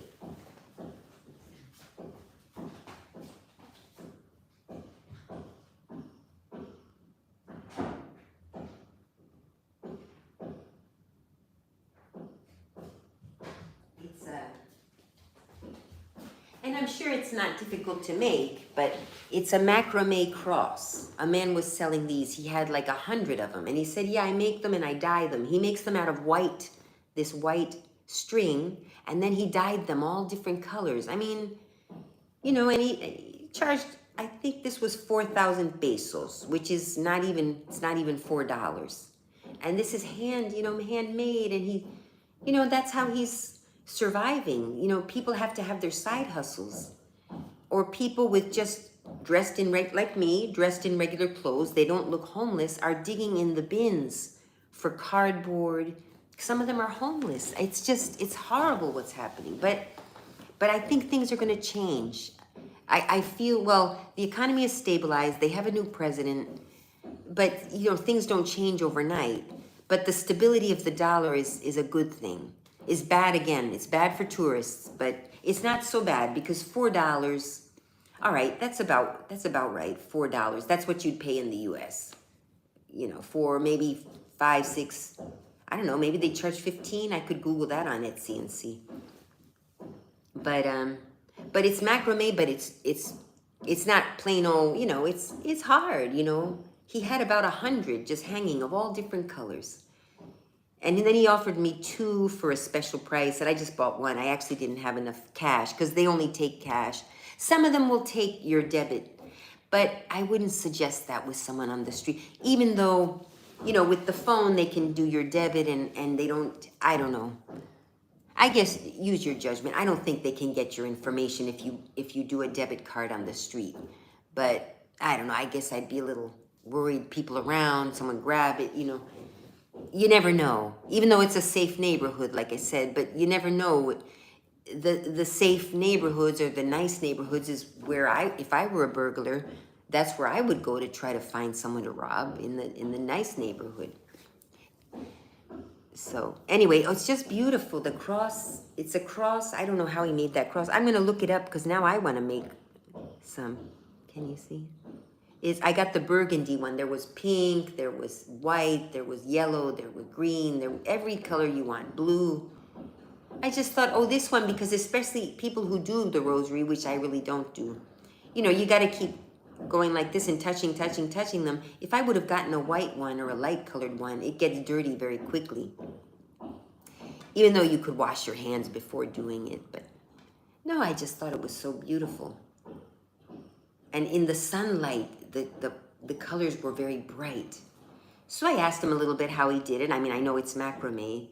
But I said, oh, did you dye them yourself? He says, yes, I make them and then I put them in different dyes. And I hope it's steadfast dye. Because, you know, RIT dye, be careful with that RIT dye. The stuff wears off onto you. The stuff wears. I dyed a cotton scarf once with RIT dye, and then it got red all over my other clothes. I had put it away in a closet, and I guess the dye soaked into my other clothes. So don't do that. If you fall in love with an Argentine, oh, your heart will be broken to a zillion pieces. I would not, you know, you can't help where you fall in love, but I would not. First of all, many of them want to come to the U.S. to live. So know that off the bat. You know, he may still love you as well, but know off the bat that a lot of them just want to get a green card. You know, they want to get out of here. The economy here is a mess. My own stepson, you know, wouldn't mind finding a girl to fall in love with so he could move to the U.S. So so be careful with that, because you might do all the stuff that you have to do. Getting the green card is so complicated, and of course you have to get married, and so but even if it's not for that, just they're heartbreakers. Well, I was married to one. Just I always find that, well, men are very utilitarian. I think if you're aware of that, you might do better. But yeah, you could fall in love with an Argentine. They're very handsome. They're charming. They'll love bomb you. They're love bombers, which is okay if they truly love you. But if they're just love bombing you to get something out of you, then you're destroyed afterwards. So, you know, if you're young, I don't know how old you are, but just, you know, be careful with those men that are so in love with you so much that you're so amazing and all that. They might be love bombing, which is a form of abuse, believe it or not. If it's true, it's not abuse, of course, but I don't know, a guy that gets that amazed with a woman so quickly, I guess I've been around the block a few times. It's usually, there's something up there. There's something not right. If he's not trying to use you to get something out of you, he's just weird. He'll become an obsessive stalker or something. He's got to be, oh, nice girl, go out, whatever, and don't rush things, you know. Maybe meet someone and stay in touch, but it's hard, because when you're young, you just fall. You just fall in love because you're in love with being in love. That's the problem. You're not necessarily always in love with the actual person. It's a person who's good looking, who's been nice to you, who you had fun with, and you're in love with the idea of being in love and falling in love and that whole thing, and it's wonderful. I basked in that when I was young, until it happened one too many times, where, you know, you break your heart, you do it again, break your heart, do it again, and then it's like, maybe I got to be more realistic. I mean, if a guy is acting all crazy about you from day one or day two, you know, it's going to end as quickly as it started, or it's going to end badly, and maybe he'll lure you on for years. You know, I still have doubts about my husband. Now, he didn't want to live in the U.S., that's for sure, but he definitely made his life a lot more comfortable after we got married, and I brought my dollars and we bought a house. He never could have done any of that stuff. Then he got half the house when we got divorced, and it wasn't even his money. But okay, we were married, you know, that's the law, you know, whatever. Women do it to men too. So yeah, I'm not I would be giving you the point of view of the negative of falling in love with an Argentine, but maybe that's just men in general that you have to be careful with. There are certain things, look this up, look at pickup artist classes, because you don't take the class necessarily, but you'll find out all these tricks. You could just find it on the internet. PUA, pickup artist. It's, they're classes that men can take to learn how to manipulate women, basically, and how women think and how we feel, because we're all apes. I mean, I always go back to that. I hate, you know, offending people, but we all have a natural instinct to love. We all have a natural instinct to nurture, or whatever, to fight in wars. That's all nature. And if you're a psychologist, you can very easily learn how to manipulate people. And even if you're not a psychologist, now, psychologists are supposed to have the ethics to not do that. But even some psychologists are unethical, and they've done some things. But the pickup artist classes teach you these tricks and techniques that you can use to manipulate women. And there's negging, where they'll say something that sounds like a compliment, but it's really, or it's a small hit to your self-esteem that you don't even, it's almost undetectable. It's like he says something.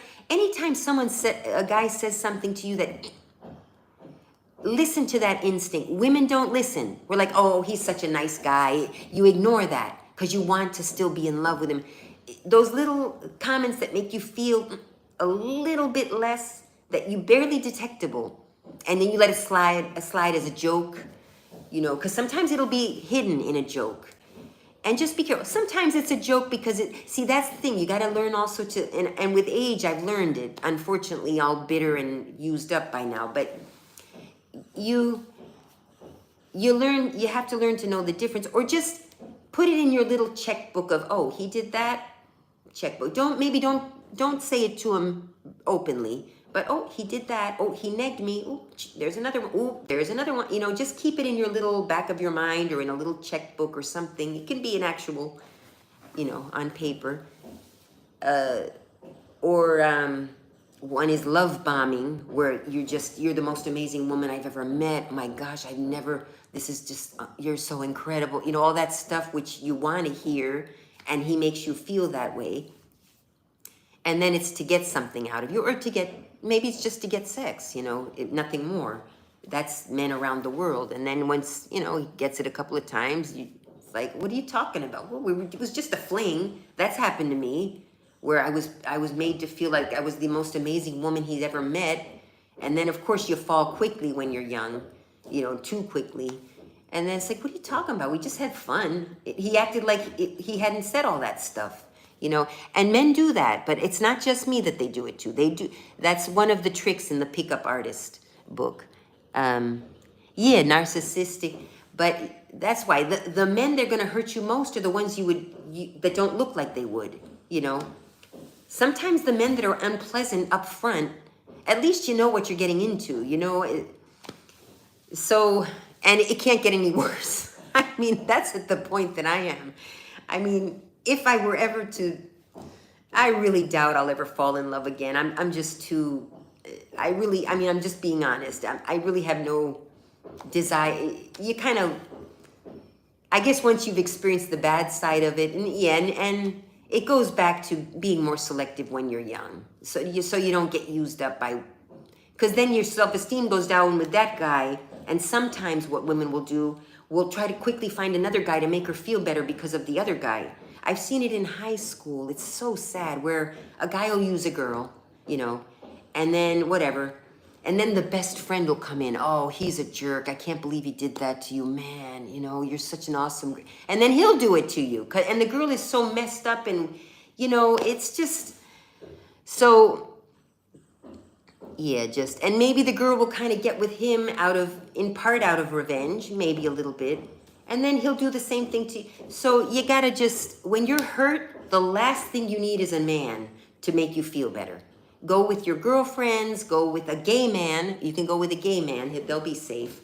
To be friends with, no, obviously not. But the last thing you want when you've been hurt by a man is another heterosexual man to make you feel better. Because that's part of the thing too. They might even work with each other, so, but pickup artist classes or pickup artist, and you'll learn all those tricks there, and it's not that hard. There's probably a list out there. Negging, love bombing, those are the two that I remember, because those are the two that have been done to me. But there's other things that they do that a woman's got to learn to be smart. And it's unfortunate that in part you have to be less innocent, and part of what men many times like is a woman who's innocent, who so, but unfortunately you can give the impression of being innocent. That's fine, but be smart. You can be innocent. I'm not saying innocent as far as sexually. If you've had sex with 1 million men, who cares? It shouldn't matter. But unfortunately, some men do think it matters. But at least keep the appearance that you don't know what he's doing. But in the back of your little checkbook, oh, he negged me today. Oh, look at him. He's love bombing me. That was nice. But remember, he also negged you a few times, because they'll neg you and then they'll love bomb you. So your self-esteem goes a little out, and then he'll boost your self-esteem by telling you how awesome you are. And your self-esteem is based on him. And that's very common, especially when you're young. You want a boy to tell you look pretty, and it's natural. And romance, that's the nature of romance. When a man falls in love, so unfortunately, the woman has to learn to be able to wait. That's the importance of waiting before sleeping with a man. I don't know who I'm talking to now, teenage girls, I guess, or younger women.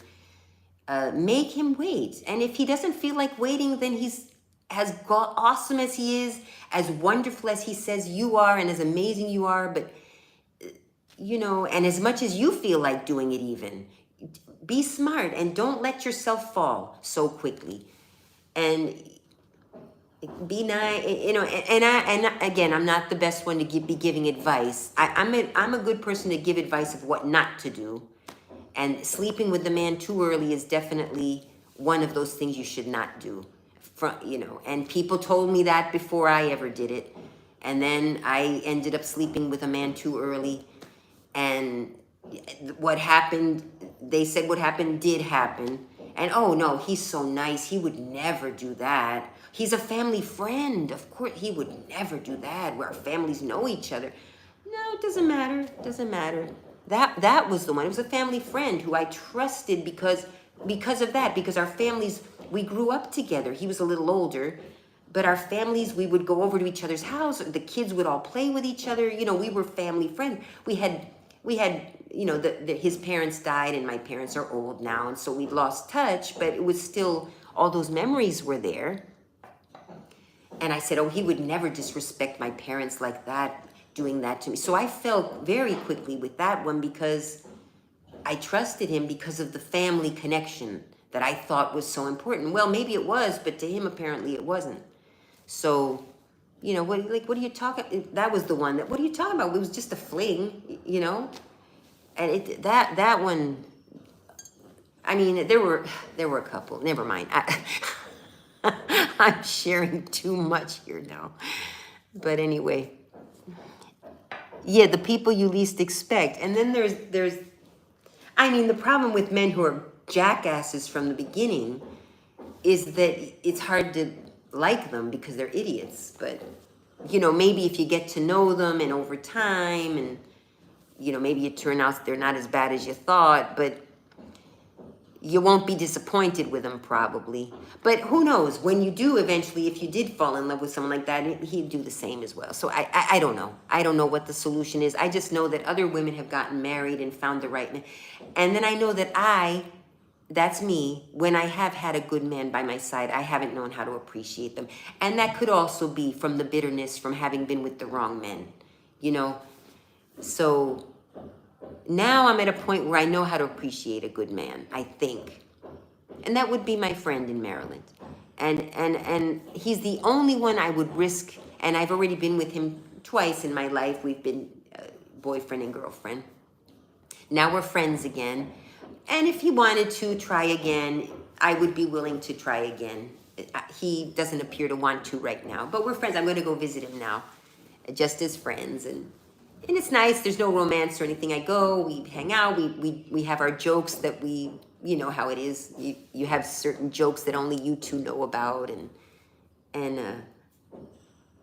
you know, and if something happens, I let him know. I've been very honest with him. I said, you know, if you ever wanted to try again, I'm here. No pressure. I just want you to know that. And that's all I can do. And he probably won't though, because, you know, he's already given me 2 chances.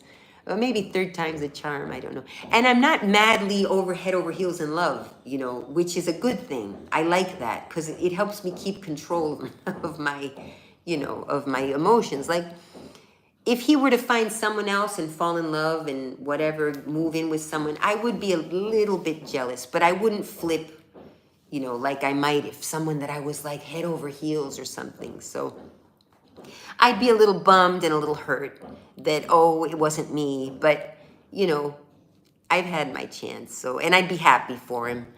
So I think that's a healthy attitude just to have. And, you know, I worry about him. He's in his 70s now. So it's not like he's young. And I worry that some woman might use him. But I think he's smart. Because he's the guy that's been hurt by women. He's not the guy that hurts women. He's broken up with women because it didn't work out, you know, but he's been, you know, as far as I can tell, even when he and I never broke up, ever. Both times. We just kind of, all right, I'm going to move out. Oh, all right. You know, it was when I moved out, it was very, Yeah, okay, all right. We'll see you Tuesday, you know, whatever. It was just very natural. And then COVID hit, and he was there for me when I had a very, very bad nervous breakdown during COVID. I couldn't handle the enclosure, the not going to work. Like I said, I had the 9 to 5 remotely, but it was in the same location. I couldn't leave. I ate there, I slept there, I worked there. It was this tiny little closet that I had moved to. Just a day after I moved, there was the shutdown. Oh, it was just, I think that's the worst part of my life that I can remember was during the COVID time, that shutdown. And the mental, the people who already have, because I'm not 100% stable person, you know, but if you had any mental issues before COVID, with that shutdown, it just threw you over the edge. The hospitals were full with people with COVID and with people who had mental breakdowns from the whole shutdown thing. And the way we were being treated, you know, and then they were calling me racist. I was enclosed in this tiny little thing and everybody's calling me racist because I was Republican or conservative, you know, I had conservative views. And so every time I would post an opinion that wasn't, you know, and then when that friend from high school blocked me, he called me racist and he blocked me. And I know that I'm not, or I may, like anyone else, be insensitive to other cultures because I don't know or whatever. I mean, but I'm certainly not what he was calling me, all these. And that's when I said, screw this. I'm tired of trying to appease people. I'm going to say what I want to who I want publicly to the world, and people can judge me from everything, you know, not just because I said this one sentence, suddenly I'm a racist, you know, so that's it. So people, you know, because the first thing people do when you're having a discussion on the internet, they go to your Facebook page and see what they can find on there to criticize you. So I put, you know, I put on purpose stuff to make them mad, you know, because I mean, it's true. I'm not anything I put on my page is not a lie. It's truly how I feel, but I make it more because I know that when I'm out there on whatever, just having a discussion with it's usually a discussion which turns into an argument because they're the ones who turn it into an argument. It's usually me just posting an opinion, but I'm used to it now. So now I said, I'm going to post my opinions and I'm going to be unapologetic about it. I guess this is no longer ASMR. I should give dating advice. Yeah, dating advice of what not to do. But one thing, that advice, because you can get it from anyone, is pick up artist classes. You as a woman need to know what these men are learning, because the men go to the classes to learn it. So you need to also learn it so you know what they're doing. That's your only protection. You know, I thought about how do you protect women? The only way to protect a woman from men is to make her know what they are doing and understand them from their perspective. Men want sex, period. That's all they want. They look at your boobs and they want sex. I know. Now, I'm putting all you men into a box right now. I'm sorry. I know it's not as cut and dry as I'm making it. But basically, that's what it is. Nature drives the man for sex. A man will choose sex over food. That's how strong the drive is. It's not their fault. It's how the guy yesterday was saying, why did God make us this way? But yeah, the world or the universe or whoever created us made men, animals, people, birds, you know, fish, well, all animals, with few exceptions, have made the men with that extremely strong sex drive when they're young. Their only goal is to do that. And women have to know. And men will do anything to get it. And they'll even pay thousands of dollars to take this pickup artist class to learn how to do it. And then you know what they do to those men, though? The men who take the class are oftentimes they're just guys that are not having good luck and they just want to learn how to talk to women and, you know, whatever. So in that case, it's okay. Like if you're kind of a geeky Poindexter and you need to learn a few tips and tricks, that's good. Take the class, you know. Try not to, I don't think you need to take the class. I think you can just Google it on the internet now. You don't even need to take the class. But anyway, the Poindexters, I'll call them, who take that PUA class, they'll then, after the class is over, okay, now guys, we're going to test out what we've learned today. we're going to go to this bar over a block away, and we're going to just, put into practice the wingman, two guys, and you have the wingman telling you what a great guy the other guy is. But by the same token, listen here, you also have the wingman who warns you about the guy. You have some good men out there too. You have some kind men out there. They're out there. They're not many. But listen to the wingman if he's telling you something bad. If you see two guys out and the one guy goes, oh, I wouldn't trust this guy. It's a joke, but it's a joke hidden in a warning. Oh, I wouldn't trust this guy. One guy said it to me. One guy tried to warn me. Unfortunately, I didn't take the warning because I thought the guy was so hot, or the guy that I ended up getting hurt by. But he did say something like that. Like, we didn't meet at a bar. It was somewhere else. It was on a bus stop, actually, when I was in my 20s. And so on another day, I saw the two of them again, and he was kind of warning me. I realize in hindsight, he was trying to be kind. And he said, you know what? He's a dog. I wouldn't trust him with my sister, or something like that. And I was like, we all laughed, But he was giving me a warning that I chose not to listen to. So I should have put that, if anything, even if I didn't reject the guy, put in my little book, warning from wingman, So a wingman could be a good guy, like on your side, or he could be the bad guy saying, hey, he's a great guy. Oh, I'd trust him with my sister, or whatever. So, but the wingman is a trick they use, to talk to a group of women, to then isolate the one that looks less, the woman who's they'll pick you out in a crowd. They can tell the one who's has a lower self-esteem. She might be slightly chubby, like I was, things like that. You have to have you have to be confident, and then there's the problem. Then they say, oh, you think you're all that, you think you're a 10, So it's hard for women in a 21st century dating. And with the internet, it's gotten worse because now you just swipe. The guys will swipe. The guys don't care. They'll swipe right on every woman and then see which one is interested and then say, she's hot. All right, I'll try this one, and go through the list and see which one he can hit. That's as simple as that for men on the dating sites.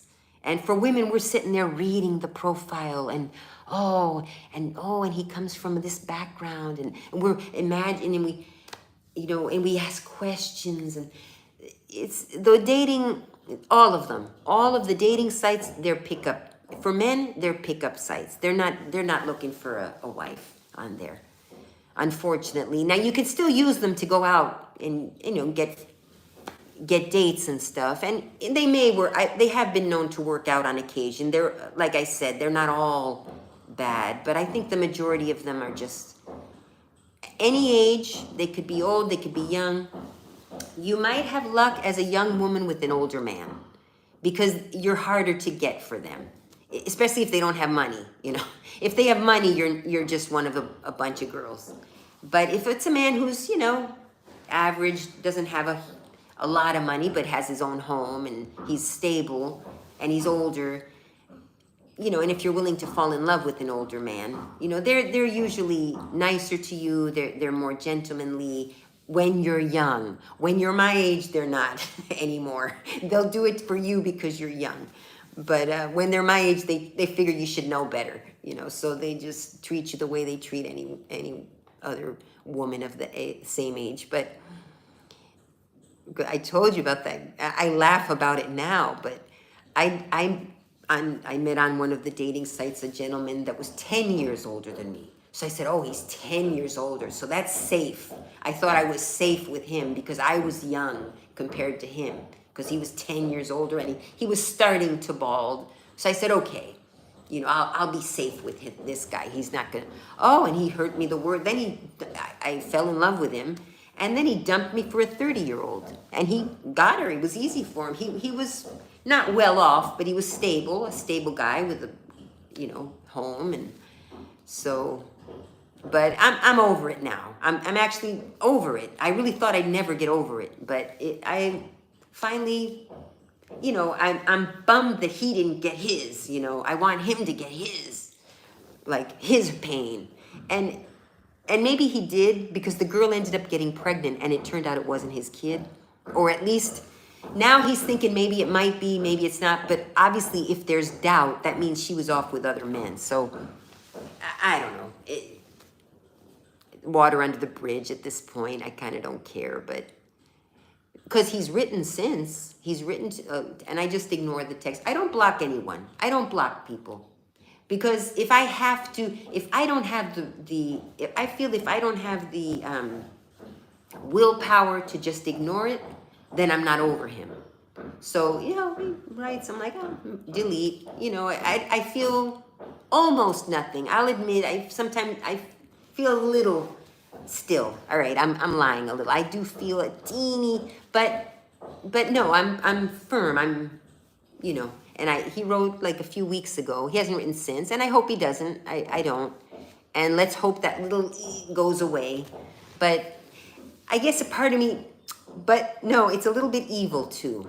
There's a whole, women are not cut and dried like men are. We've got a whole stuff going on. A part of me is curious, you know, but to know, because I want him to get his, you know. I still want the revenge. I can't make revenge on him because he doesn't love me. But I want something like really, because even when the girl got pregnant and supposedly it's some other man's baby, or maybe it is his now, but it doesn't matter. Obviously the girl doesn't love him regardless if she was sleeping with him. She said, yeah, well, it's because we were on a break because I did speak with him before I decided just to cut him off forever. Yeah, well, we were on a break at the time. Even so, a woman doesn't just quickly sleep with another man when you're on a break if she's heartbroken over it. Well, maybe some do. I don't know. Like I said, if the friend comes in, but that wasn't a friend of his. The friend comes in to, oh, poor thing, you know, I'm sorry that he treated you like that. You know, but that wasn't what happened. And it's likely that she dumped him. He's kind of a jerk. So, but yeah, I'm curious I just want to know that he's been hurt, you know, but I'll never get that satisfaction. So, because it'll never be enough for me, because he hurt me so badly. No matter how much he hurts, it'll never be enough for me. I want him to hurt more emotionally. I don't want him to hurt physically. I don't want him to be harmed or anything, but you know why? Not because I'm nice, because if something bad happens to him and he's no longer on this earth or whatever, then he won't be able to suffer. And I want him to suffer the humiliation and pain that he caused me, and I'm sure he caused other women that pain too. So I want him to suffer for all the women he's ever hurt. There, I got it out. See how I analyze myself? So, yes, but anyway, yeah, be careful. And if you do get hurt, take it as a learning experience and try not to be dumb like me and be smarter the next time. And, you know, but definitely waiting until you're, you know, if you're friends with the guy first and just friends and keep it at friendship, I've been told, I've never done that, but I've been told that's the way to do it. It's usually a friend that you've known for a while. And well, see, with my friend Robert, it is kind of that way. You know, we're friends first. We are friends first. But then, see, when you're friends, then the romantic part gets kind of weird sometimes. Because it's like, well, he's a friend. It's kind of hard to sometimes flip back over to the romantic. But I do find him handsome. And like when I first met him, it was definitely, you know, romance that I wanted. I didn't think of him as a friend from day one. And when I first met him, he was 42 and I was 28. And he was so handsome. He had a lot of hair. He even has a lot of hair now. Doesn't matter, because bald men can be very attractive too. Like the one I fell in love with that destroyed me was balding. He had hair around here. He's all bald on top.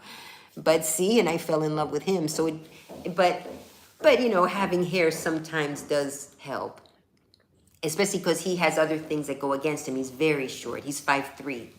So, and I'm 5'4", imagine. I'm 5'3" now. I've shrunk in my old age. And I slouch. I have to remember not to slouch. So, well, how long have I been talking? 9:39. Okay, I'm going to hang up then. Thank you for staying, Jalissa. and everyone else who might be on. 5 people. It's gotten so long again. Okay, I've been doing these long lives because I'm kind of bored, so I don't have much to do. But all right, we'll talk later. I'll take some pictures at the planetarium today, pictures and videos, and I'll do a video of that. Okay, bye everyone. Bye bye. Thanks for watching. Oops, I'm pressing the wrong thing.